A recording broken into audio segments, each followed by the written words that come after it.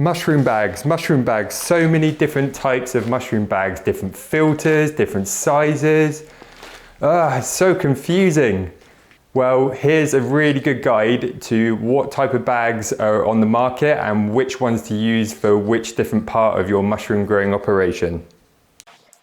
So you've started your mushroom growing journey and probably got to the point now where you're looking to start using mushroom grow bags, and it's really confusing. There's a whole variety of different bags out there on the market, loads of different companies who are making them.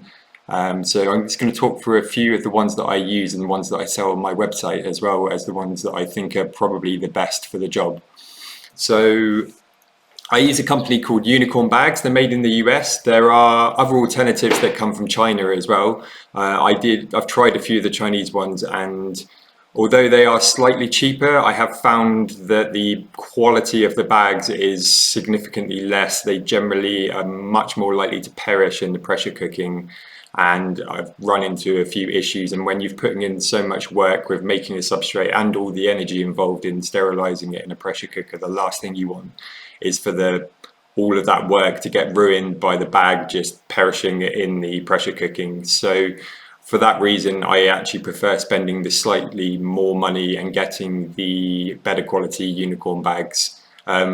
So I'm not going to go too much into dimensions. There's loads of different shapes and sizes basically of bags that depending on what size and shape of sterilizer you've got, and also what fruiting space you're using as well.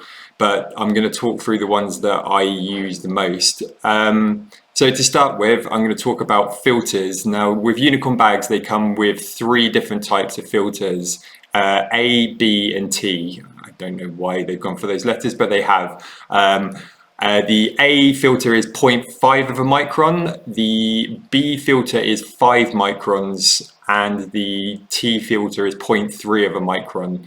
So the T is the finest weave one, the A is kind of slightly more, and the B is really quite open weave, and they have different advantages and different disadvantages depending on the application.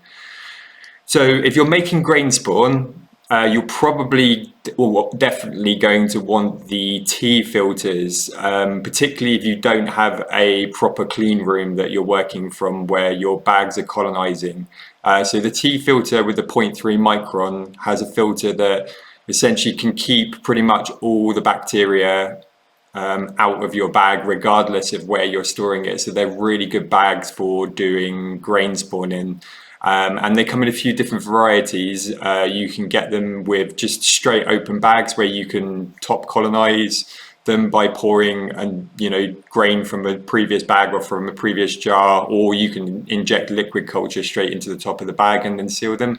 But they also come with in the ones with an injection port in the side of them as well, which are really useful, particularly if you don't have a HEPA filter or a kind of clean space where you can work from.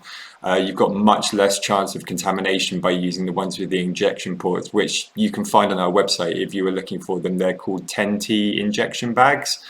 The 10 is just the size of the bag, and they're a really good size, those bags, because you can fit you can fit 2 kilograms of grain in, but usually I only do a kilogram just to make sure that the sterilization happens properly on them. So for that reason, those bags are really good for that purpose. But definitely if you're doing grain, you want the T filter, the highest quality filter. Now you might be wondering why we just wouldn't use that for every type of bag if it's like the best filter for keeping bacteria out. Now the reason is because it's so tightly woven, it actually restricts a lot of the airflow as well. So for less nutrient-rich substrates, so grain is obviously super rich, it's a really good substrate for getting stuff going on initially, but it's got a much higher chance of contamination.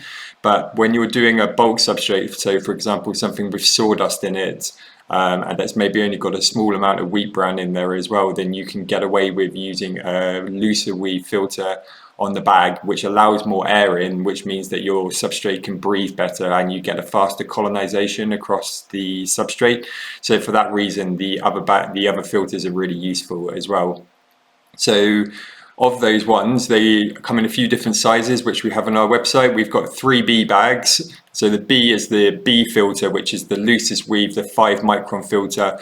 Some people say that you should really have like a proper clean room space for using bee filters because they can actually let bacteria through, but I've never had any issues with just keeping them in a normal room. So obviously like avoiding keeping any kind of like plants or house plants or things that will produce airborne other fungi and bacteria, so keeping them away from a kitchen and places where, you know, food or other potential contaminants can exist. But in a relatively empty room, they're fine with even without having like a HEPA filter or an air filter running in the room, and they do allow a lot more air exchange to come through, so they're great for that reason.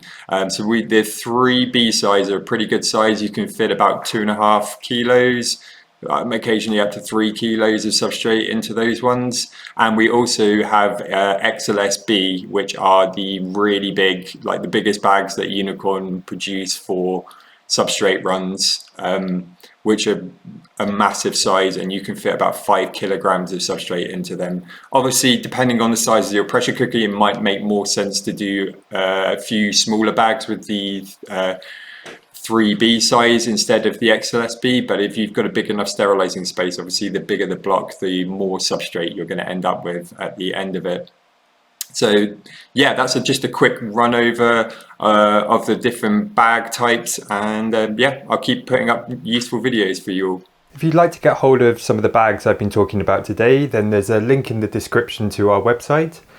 We also have a really thriving community on our mailing list, and if you join our mailing list you get 10% off your first order as well. And we're soon to be launching our new teaching platform, Easy Mushroom Growing, and you can find more out about that through our mailing list.